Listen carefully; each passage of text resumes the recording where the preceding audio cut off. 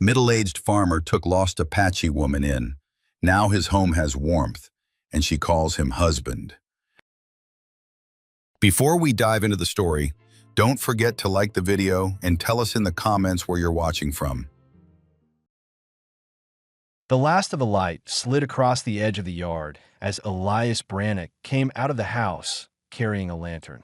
He had spent the day patching fence posts along the south pasture, and his shoulders ached, the kind of ache he knew too well from long years of the same work. At 43, Elias was broad in the frame but worn in the face, a man who lived alone and had not laughed in years. The farm wasn't much, but it kept him alive, and that was all he asked of it anymore. He had buried his wife and unborn child a decade ago, and since then each day had been a matter of keeping things standing. The house, the barn, himself. The mule stamped in its stall, and Elias lowered the lantern to check the latch. That was when he saw her. At first he thought it was a bundle of rags left by a traveler, but the shape moved and the faint outline of a body showed against the dirt. A woman lay half in shadow near the barn wall, curled on her side, her knees drawn up like she was trying to hold herself together. He froze for a moment, unsure whether this was danger brought to his door. He listened. The yard was still, only the sound of the wind dragging dust across the boards. Elias stepped closer, lantern light falling over her. She was young, no more than 30, with long black hair tangled across her face. Her dress was torn and filthy, the fabric split at the seams so that her shoulder and the upper swell of her chest were bare to the night air. Her feet were cut raw, streaked with dried blood and dirt. Elias crouched, touched her wrist. A pulse. Weak but steady. She wasn't drunk, wasn't dead, just finished, worn out by miles of walking. He felt the weight of a choice press on him. He could walk back to the house, lock the door, leave her where she was. Nobody in town would blame him. She was Apache, and most folks around here spat that word like it carried plague. But he thought about the grave he had dug years ago, the one he still passed every time he worked the North Field. He remembered what it felt like to lose somebody without anyone else lifting a hand to help. He wasn't about to repeat that.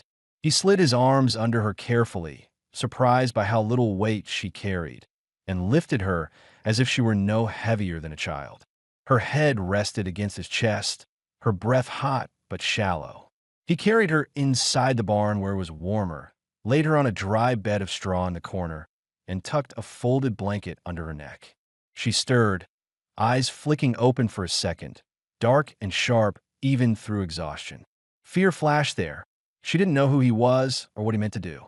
Elias saw it and stepped back, giving her space. He had no intention of frightening her more than life already had. He went to the trough, dipped a tin ladle into the cool water, and brought it to her. "Here," he said, his voice low and even. She blinked, hesitated, then drank in small swallows that clicked in her throat. He cut a heel of bread from his pocket ration and laid it on a crate beside her, added a strip of salt pork. She reached for the bread with shaking fingers, tore off a piece, and chewed slowly like someone who hadn't eaten in days. Elias sat back on an overturned bucket, keeping the lantern between them. He studied her. She was Apache, no doubt. Pretty too, in a raw, worn-down way that came from hardship more than vanity.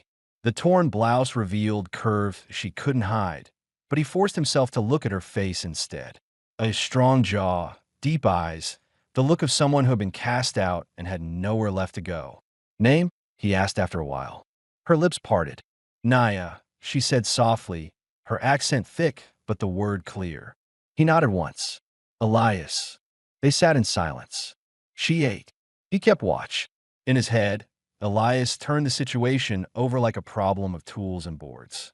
She had no shoes, no pack, nothing to her name. Someone had run her out of town, most likely with a threat behind her. If he left her out here, she would be dead by morning.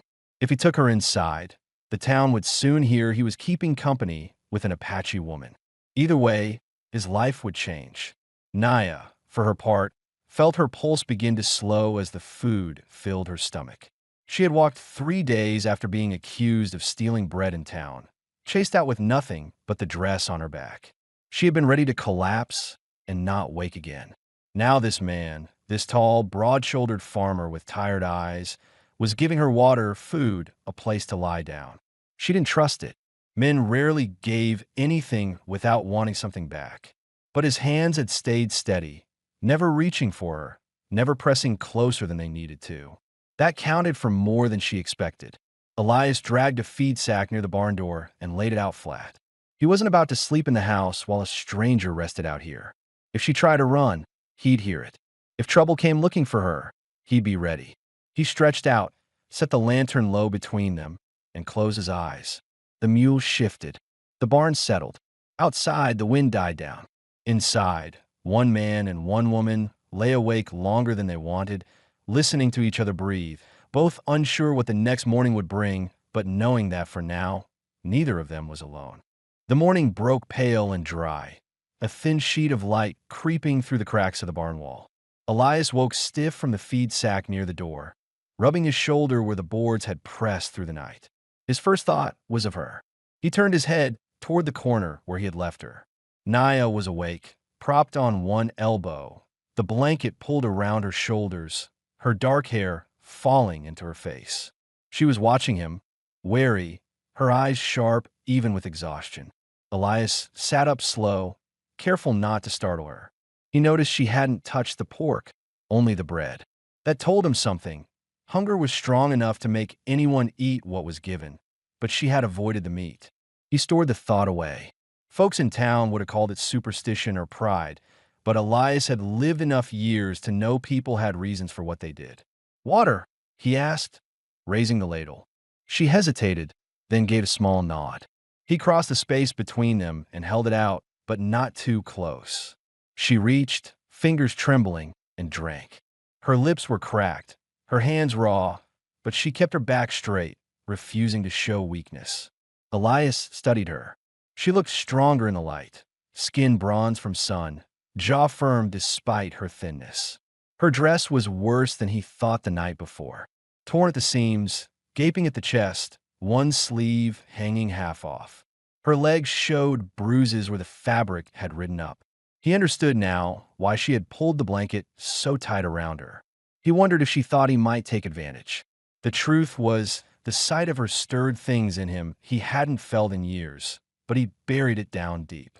She was a person in need, not a body to be used. He wouldn't be like the men who had cast her out. He poured another ladle of water and set it within reach. "You can stay here today," he said quietly. "Get your strength back. No one will bother you in this barn." Her eyes narrowed at his words. She understood most of them, he could tell. "Why?" she asked finally, voice rough, accent thick. Elias scratched at the gray in his beard, thinking of how to answer. "Because leaving you out there would make me no better than the men who sent you away." It was the truth, plain and heavy. She held his gaze a long moment, then looked away. He saw a faint tremor in her hands ease. As the day pushed on, Elias set about his chores. He forked hay, checked the mule's hooves, repaired a hinge on the side stall. He worked with the steady patience of a man who had lived by routine for years. Out of the corner of his eye, he caught her watching him, always silent, her face unreadable. Mid-morning, he returned with a small bowl of beans and bread from the house. He set it near her without a word. She picked at the food carefully, eating slow. When she finished, she rose unsteadily, surprising him, and took the bowl to the water trough to wash it out. Elias didn't move, didn't offer to take it from her. He simply watched as she bent over, her bare feet pressing into the packed dirt floor, her torn dress slipping along her back. She scrubbed the bowl with her hands until it shone, then set it carefully on the crate.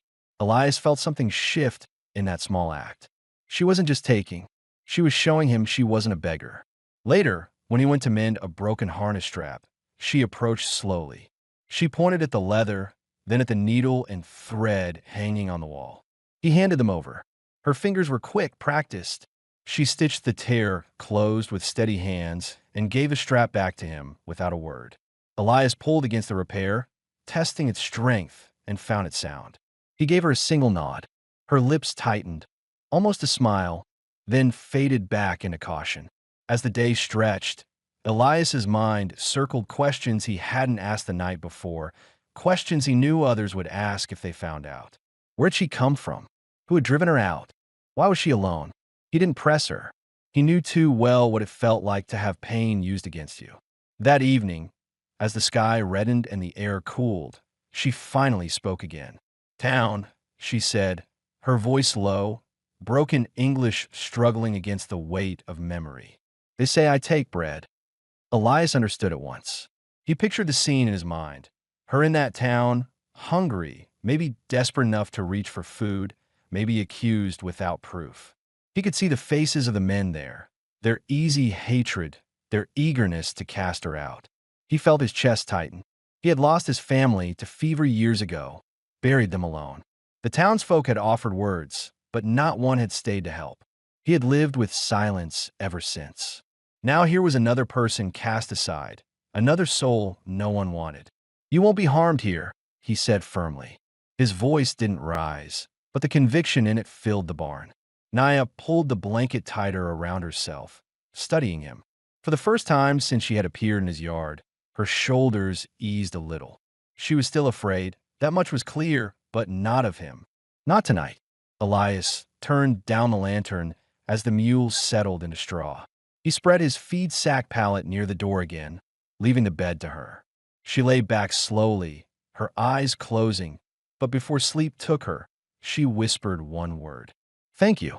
Elias heard it in the dark and lay awake a long time afterward, staring at the ceiling beams. He wondered what the next days would bring. He wondered what line he had just crossed, taking her in. But deep down, past fear and worry, he felt something he hadn't in years, a reason to share the silence. The next morning came with a pale sun pushing over the ridge and the smell of damp earth hanging low after a weeknight rain.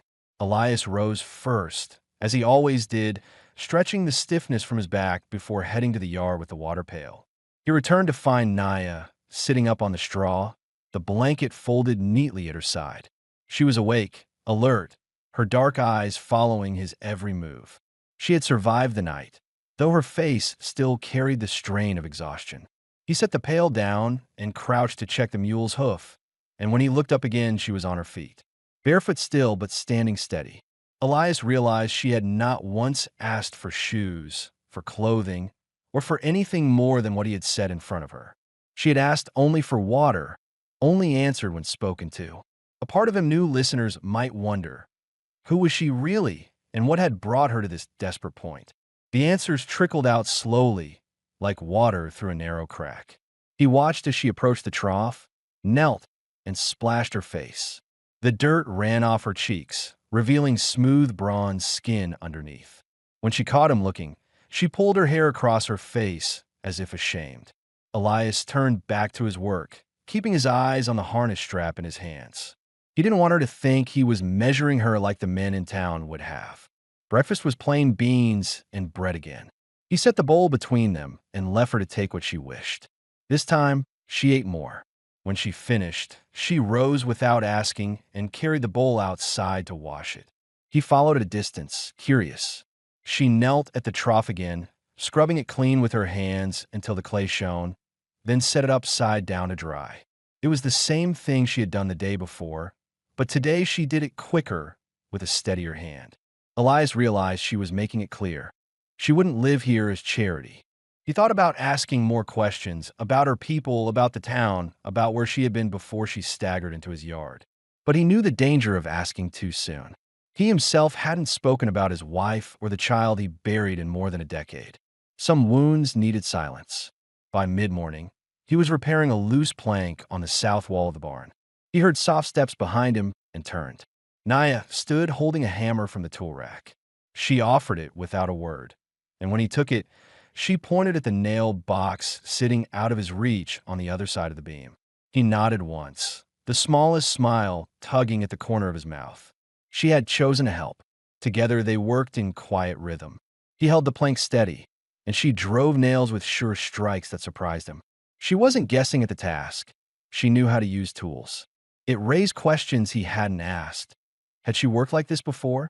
Did her people teach her? Or had she learned in some camp where she had been made to labor? He kept the questions to himself, but felt the answers pressing in his chest. Later, as he brushed down the mule.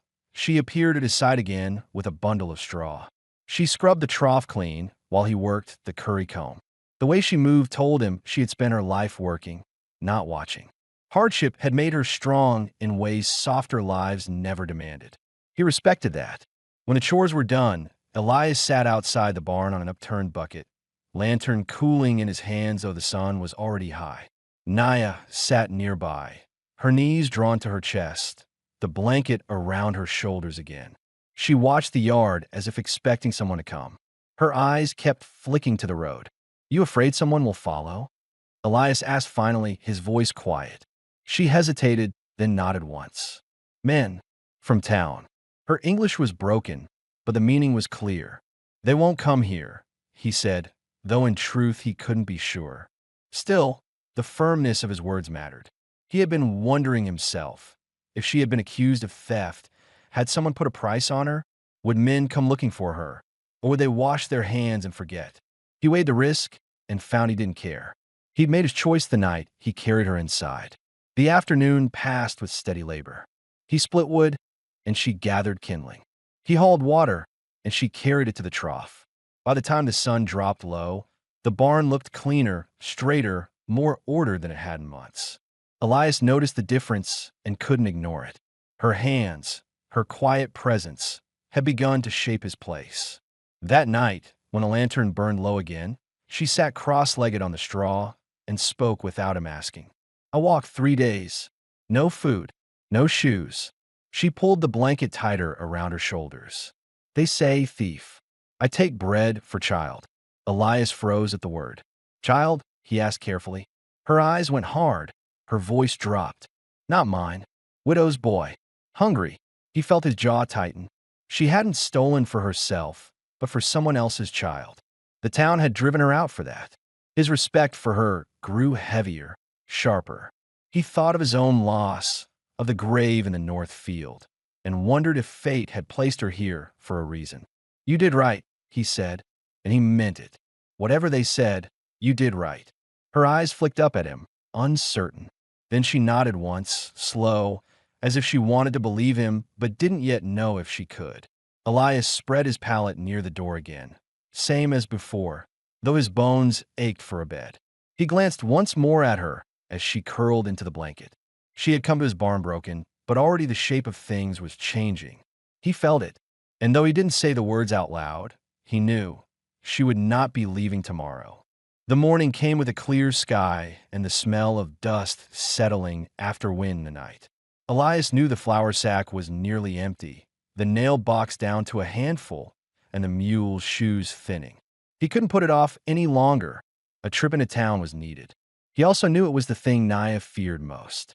She had not said the words, but he had seen the way her eyes tracked the road, the way her shoulders tensed when the mule brayed, as if expecting strangers to answer back. He watched her while he hitched the wagon, weighing whether to leave her behind or take her with him. If he left her, the chance of men wandering past the farm was small but real, and she would be alone. If he took her, she would be seen. Folks in town would have their questions. Elias hated questions, but he had made his choice the night he carried her into the barn. He decided it was better they saw her by his side than guessed at shadows. He stepped into the barn and spoke plain. "I have to go to town. Best you come with me." Her brow furrowed. She pulled the blanket tighter and shook her head once. He didn't press, just waited. After a moment, she looked at his face, at the steady way he stood, and then nodded. She rose, barefoot still, and walked to the wagon. He noticed again the state of her dress. Torn across the chest, pulled thin at the hip, unfit for town. He went back inside and brought out his late wife's shawl, folded and tucked away for years. He handed it to her without a word. She hesitated, then draped it over her shoulders. The wool was worn but whole, the fringe covering the gashes in her blouse. For a moment, she pressed her cheek against it like she could feel the warmth of another life in its threads. Elias saw it and felt a pang in his chest. He pushed it down. The road into town was a long line of hard-packed dirt with mesquite crowding the edges. Naya sat stiff beside him, her hands folded in her lap. Her eyes stayed fixed on the horizon as if she might bolt at any sound behind them. Elias kept his pace steady, the mule plodding without hurry. He spoke only once, low enough for her to hear but firm. "No one touches you. If they try, they'll answer to me." When the wagon rattled into the main street, heads turned. A couple of men on the boardwalk stopped their talk, eyes fixed on the dark-haired woman beside him. A woman with a basket paused mid-step. Elias kept his gaze straight ahead. At the mercantile, he tied off the mule and stepped down.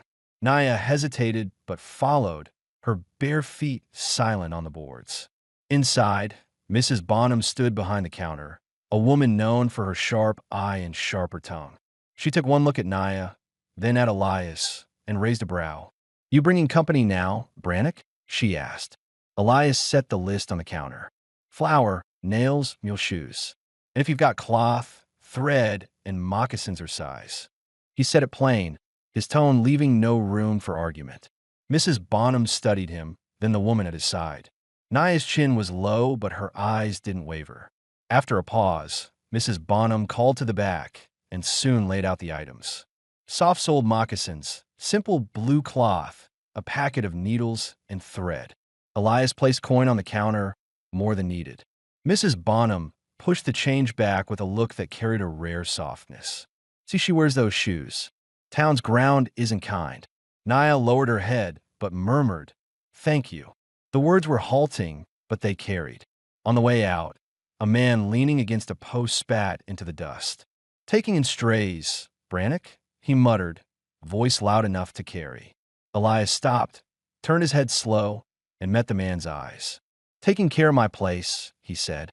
His voice was steady, without heat, but there was weight in it. The man looked away first. They rode home by the long road, past the creek where the willow trees broke the wind. Naya sat quieter than before, her shawl tight around her shoulders, her new moccasins on her feet. Elias kept his eyes forward, but his mind circled the day. He knew people would talk. He knew the stares would follow. But what mattered to him was this. She had walked into town beside him, and she had walked out still at his side. That evening, as he poured feed into the trough and she folded the new cloth in her lap, she asked in a voice so low he almost missed it, "You not afraid?" He thought about it, hands rough from years of work resting on the bucket's rim. "I've lived afraid before. Didn't change a damn thing. I'll stand by what I've chosen." She studied him a long while, then lowered her gaze to the cloth in her hands. For the first time, her mouth bent into the faintest curve, not quite a smile, but close enough to tell him she believed him. That night, when he set his pallet by the door as usual, she spoke before he lay down. "You safe, man." The words were awkward, uncertain, but they carried more than thanks. Elias turned his head, meeting her eyes across the lantern's glow. He said nothing, but inside he felt something ease. For the first time in years, the silence of his house did not feel empty. The next morning came with a slow warmth creeping across the yard, the kind of light that showed every crack in the boards and every nail that had rusted in place. Elias rose from his pallet near the barn door and rubbed the stiffness from his neck. He had lived like this for years, bare, simple, without thought of comfort. Now, with Naya folding the blanket where she had slept, he felt the plainness of his life more clearly than ever. She moved quietly, but every motion seemed to straighten what had long been left crooked. She wore the blue cloth Mrs. Bonham had sold them, roughly stitched into a simple dress overnight with a thread and needle. The seams were uneven, but it held across her chest where the old blouse had torn, and it gave her a dignity she hadn't had before. The moccasins fit snug on her feet, covering the cuts that had nearly hobbled her. She looked different already, still weary, but stronger. Elias poured coffee into 2 tin cups, setting one in front of her on the crate they used as a table. He wasn't sure if she even liked it, but she drank anyway, her face tightening at the bitter taste. He felt himself almost smile. He noticed she kept glancing at the house. In all the days since she'd arrived, she hadn't stepped past its door. The barn had been her refuge, her shield. He realized anyone listening to this story might ask why he had not offered the house earlier, why he kept her in straw while he slept under a roof. The answer was simple. Trust took time, and he had wanted her to feel safe enough to choose when she was ready. He set his cup down. "You can use the house now. he said. There's a bed. You don't need to sleep in here anymore. Her eyes flicked up cautious. Your house? She asked, her accent rough around the words. Mine, he answered. But it doesn't mean only mine. Not if you're here. For a long moment, she said nothing, her fingers tightening around the cup. Then, with a small nod, she rose and followed him across the yard. Inside, the house smelled of wood smoke and old dust. The table held little more than a tin plate and knife. The walls were bare except for a shelf with a Bible and a pair of candlesticks, relics from a life he no longer touched. Elias felt the hollowness of it, but Naya moved slow and steady through the room, taking it in with sharp eyes. She touched the shelf with the tips of her fingers, brushed the table clean of dust with her palm. This all? She asked. All, he said simply. She looked at him, her expression unreadable. Then she turned to the stove, crouched, and checked the firebox with the same skill she'd shown with the harness strap. She stacked kindling, struck a spark with the flint, and coaxed the flame until it caught. Elias stood back, surprised at the ease with which she claimed the task. He realized she wasn't asking for permission. She was making herself useful, making herself part of the house. The day passed with both of them working side by side in ways neither had expected. Elias chopped wood, and Naya carried it inside, stacking it neatly by the stove. He mended a gate, and she swept the yard, driving dust and scraps into piles with a broom made from straw and twine. She cooked beans at midday, seasoning them with herbs she had picked behind the barn. Elias hadn't tasted food with flavor in years. He didn't say it aloud, but when he cleaned the pot after, she noticed and allowed herself the faintest laugh. That evening, they sat at the table together. 2 bowls, 2 cups. Elias found himself speaking more than usual. He told her about the North Field, about how the soil there never yielded enough, and how he had nearly sold the farm after his wife's passing. He didn't give details, but he didn't hide the truth either. She listened without interruption, her eyes steady on him, and when he fell quiet, she said softly, I know loss. She did not explain further, but she didn't have to. Before bed, Elias brought out a folded quilt from the chest and laid it over the bed in the small room. Yours, he said. She hesitated, then touched the fabric with careful fingers as if afraid it might vanish. You, she asked, pointing to the door. I'll keep to the chair by the stove, he answered, until you're ready for more. She nodded, her eyes meeting his for a long moment before she lowered them. It was trust, fragile and still forming, but it was there. That night, as Elias sat in the chair listening to the steady crackle of the stove, he thought about how quickly his house had changed. Just days ago, it had been silent, lifeless, a place where he slept but did not live. Now the air carried the sound of another's breathing, the faint shift of quilts, the knowledge that he was no longer alone. He felt the weight of a year's lift just slightly, and for the first time in a long while, he did not dread the morning to come.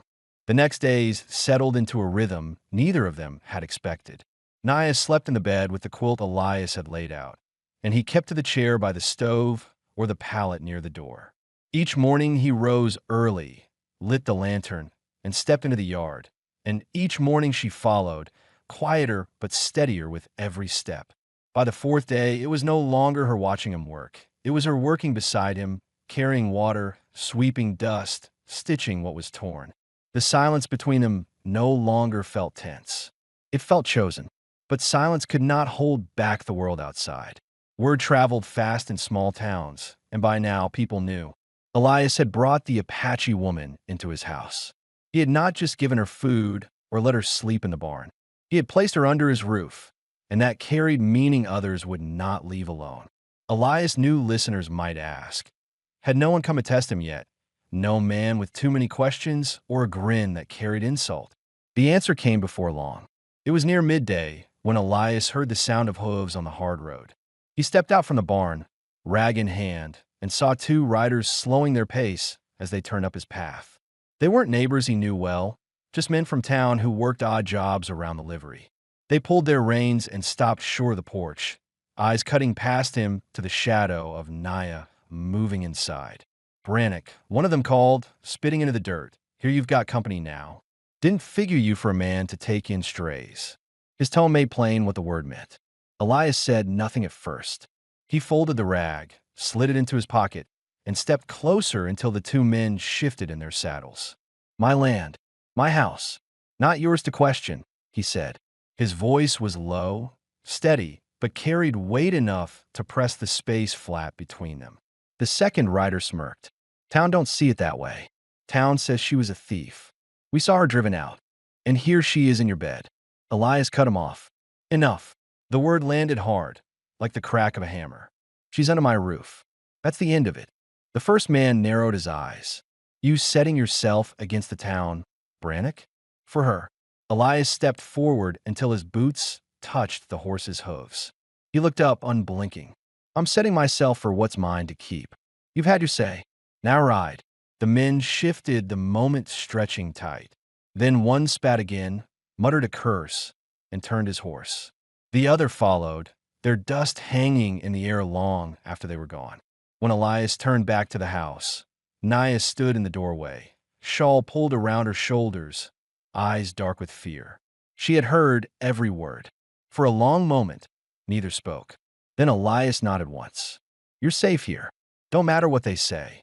Her lips parted as if to speak, but no sound came. Instead, she stepped aside, letting him in. Inside, the air was thick with quiet. Naya busied herself with the stew pot, but her hands shook slightly as she cut the herbs. Elias sat at the table, watching. He thought about the questions listeners would have. Had he truly meant what he said outside? Would he stand against the whole town for her? He realized the answer was already made. He had drawn the line in front of those men, and he would not back away from it. That night, after the dishes were cleaned and the stove fed, Elias sat in his chair as usual. But when Naya appeared in the doorway of the small bedroom, she held the quilt in her hands.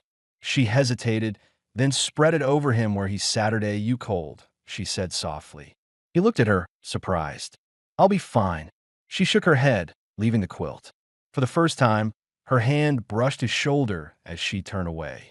The touch was brief, but it lingered like a mark burned into him. When she lay down again, Elias sat under the quilt, staring at the dying fire. The house was no longer just his. It carried her presence, her fear, and her quiet defiance. He knew trouble would come again, maybe harder next time, but he also knew he would not send her away.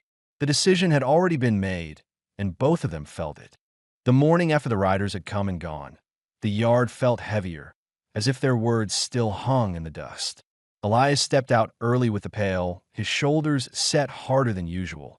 And when he turned back, he saw Naya at the door of the house, shawl around her, eyes searching the road before she looked at him. He understood what listeners might wonder. Did she truly trust him now that the danger had shown itself? Or was she waiting for him to change, to bend under the weight of the town's judgment? Her staying in the doorway answered part of it. She hadn't run. The day carried them into work, as it always did. Elias split wood at the chopping block, and Naya gathered the pieces, stacking them neat against the wall. She swept the porch with even strokes, her moccasins soft against the boards, and he realized the house looked more like a place lived in than it had in years. Inside, she boiled beans with the herbs she had picked behind the barn, the smell stronger than the plain fare he had grown used to. He ate slow that noon, and when she set a piece of bread beside his bowl without looking at him, he caught himself thinking of it not as charity, but as a woman keeping a home. Afterward, she surprised him by asking for the harness. Her English was broken, but she pointed, said, "Need fix." He fetched the leather, handed her the awl and thread, and sat quiet as she worked. Her hands were steady, pressing the stitch clean, and he saw again that she knew labor, that her strength wasn't just for herself, but for anyone who stood beside her. Listeners might have asked, was she always this capable, or had hardship forced it into her? He knew the answer didn't matter. What mattered was that every task she touched, she left better. Later in the afternoon, he led her out to the north field, the one he rarely spoke of. The soil there was thin, stubborn, never giving what he needed. He hadn't worked it properly since the fever had taken his wife and the unborn child buried beneath the lone cedar at its edge. He hadn't planned to bring Naya there, but something in him wanted her to see it, to understand what weighed on him. This field, he said, leaning on the fence rail, never gave back what it took. I stopped trying. She stood beside him, looking over the hard earth. After a long silence, she said, "Still ground. Still can grow." Her voice was soft but carried certainty. He turned, met her eyes, and for the first time in years, he felt the thought of trying again was not foolish. As evening came, they sat on the porch steps, the sun sinking behind the ridge. The quiet stretched between them, but it was no longer sharp. She shifted closer, her shawl brushing his arm. He felt her warmth through the cloth. He didn't move away. Inside, after supper, Elias prepared to take his usual place in the chair by the stove. But Naya stepped from the bedroom doorway, quilt in her hands again. She set it on the bed and looked at him, her gaze steady though her hands trembled slightly. "No chair," she said. "Bed big enough." Elias froze, his breath caught in his chest. He thought of what listeners might ask. Was this trust or fear? Was she offering out of choice or out of need? Her eyes gave him the answer. She wasn't afraid. She was asking him to share the space, to show her he could stay close without harm. He rose slowly, not rushing. "Only if you want," he said. She nodded once, firm, and turned back to the bed. That night, they lay side by side under the quilt, his body stiff at first, hers turned away, both listening to the crackle of the stove in the next room. Then, slowly, she shifted back, her shoulder brushing his chest.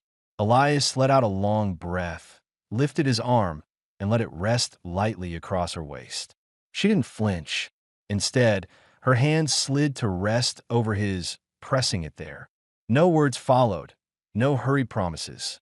Just the steady rhythm of two people breathing in the same space, neither alone anymore. For the first time in years, Elias slept without waking in the dark. The next morning carried a new weight in the air. The house no longer felt divided between chair and bed, between him and her. When Elias woke, Naya was already sitting up, hair loose around her shoulders, the quilt gathered across her lap. She glanced at him once, a quick look, then turned away, but the faintest color touched her cheeks. Listeners might have wondered whether the night had changed something between them, whether it was only comfort or the beginning of something deeper. Elias knew without speaking. It was both. He swung his legs from the bed, boots thudding softly on the floor, and she rose soon after. Together, they moved through the morning in quiet rhythm. She ground meal for the porridge while he fed the mule. She swept the porch while he split kindling. It was the kind of shared work that made a place feel whole. Elias realized anyone watching would see them as a pair now, not just a man keeping shelter over a stranger. By midday, he knew they would have to go back into town. Salt and lamp oil were low, and a broken hinge needed replacing. He thought of the men who had ridden to his place, of the looks on the boardwalk last time. He didn't want her to face it, but keeping her hidden would send a message he didn't mean to give. The question many might ask, would he stand beside her openly, without shame, pressed harder on him than before? "Naya," he said as they sat over a bowl of beans, "we'll go to town today. Together. You walk at my side." Her eyes met his, steady though shadowed with worry. She nodded once. "I walk." They hitched the wagon and rode in, the road long and bare. At the mercantile, the usual heads turned, the whispers rising behind hands. This time, Elias didn't keep his gaze ahead. He set his hand over hers where it rested on her lap, a clear mark for all to see. She stiffened, then let it stay. Inside, Mrs. Bonham greeted them with a small nod, no surprise in her eyes. She gathered what they asked for and added a length of heavier cloth. "Weather's turning," she said, sliding it across the counter toward Naya. "Best keep warm." Naya lowered her head but said clearly, "Thank you." The improvement in her English was noticeable, and Elias saw Mrs. Bonham's brow lift slightly in respect. Outside, the test came quick. The same rider from before leaned against a post, hat tipped low. "Brannock," he drawled. "Guess she's yours now, eh?" His tone dripped with insult. Elias stepped down from the wagon and faced him full on. "She's mine in name and choice," he said, voice level but carrying to the edges of the street. "You got something to say about it, you say it to me." "Not her." The rider smirked, spat, but when Elias didn't move, didn't blink, he turned away with a mutter. The boardwalk quieted. Some looked down, others looked away, but none stepped forward. Elias climbed back to the wagon, took the reins, and guided them out of town with Naya still at his side. The road home felt lighter than the one in. She sat straighter, her shawl drawn close, but her chin higher than before. At the creek, where they stopped to water the mule, she spoke in a low voice. "You say my name? In town. Not hide. I won't hide you," Elias answered, truth plain in his tone. "Not from them. Not from anyone." Her lips curved, not quite a smile, but close. She reached across, touched his hand briefly, then drew back. That touch carried more than words. That evening, back at the farm, she set the new cloth across the table, already measuring with her eyes where to cut. He sat watching her, the lamplight catching in her hair. The question that listeners might have asked, did Elias mean for her to stay, not just a night or a week, but truly, had been answered in the street that day. He had spoken her name, claimed her beside him, and she had not pulled away. Later, as the fire burned low, Naya stepped close to where Elias sat, her hand brushing his shoulder. He looked up, and she leaned down, pressing her lips softly to his. No fear, no hesitation, just choice. This time, Elias did not hold back. He rose, his arms circling her, their mouths meeting again with the weight of something that had been building since the first night she drank water from his hand. The kiss lingered, not rushed, not stolen, but real. When they pulled apart, she whispered one word, steady and clear. "Husband." Elias's chest tightened, and he answered in kind, his voice deep. "Wife."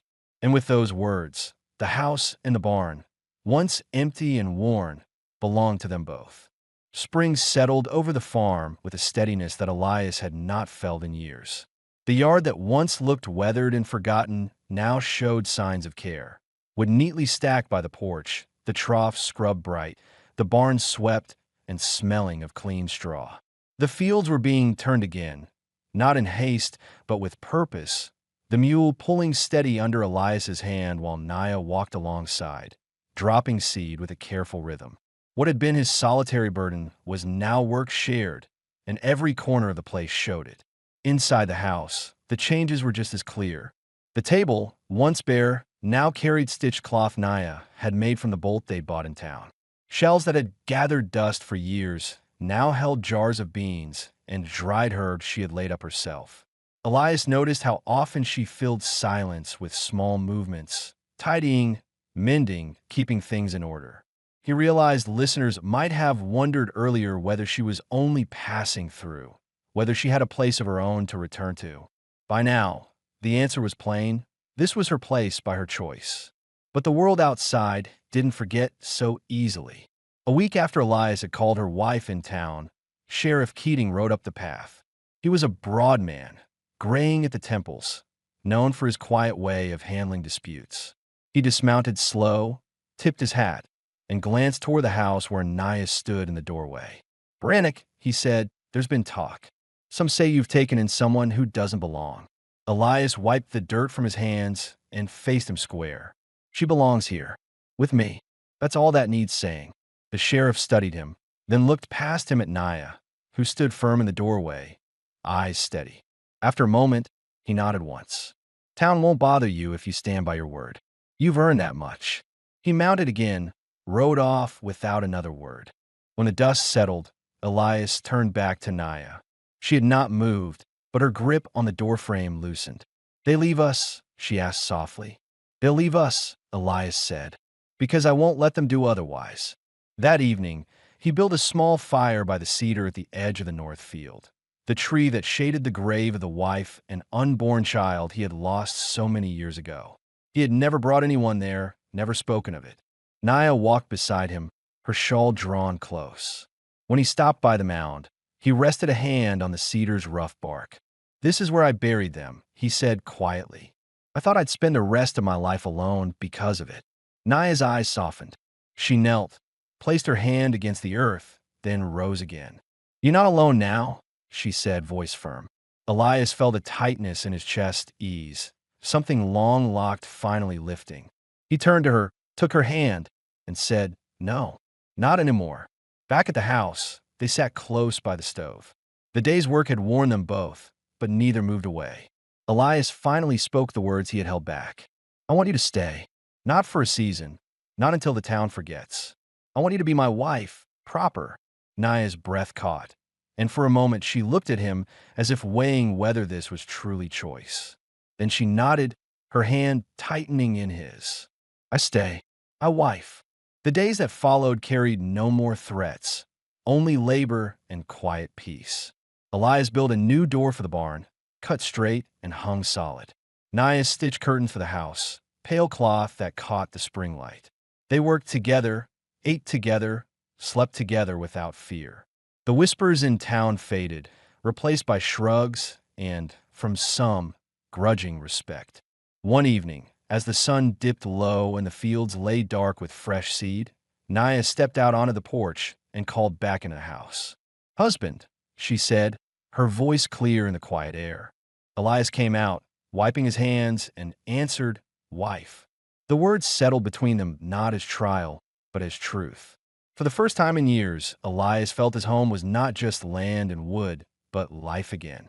And for the first time in Naya's long, hard journey, she had a place where no one could drive her out. Together, they had built it, not from charity, not from pity, but from choice. And that choice held.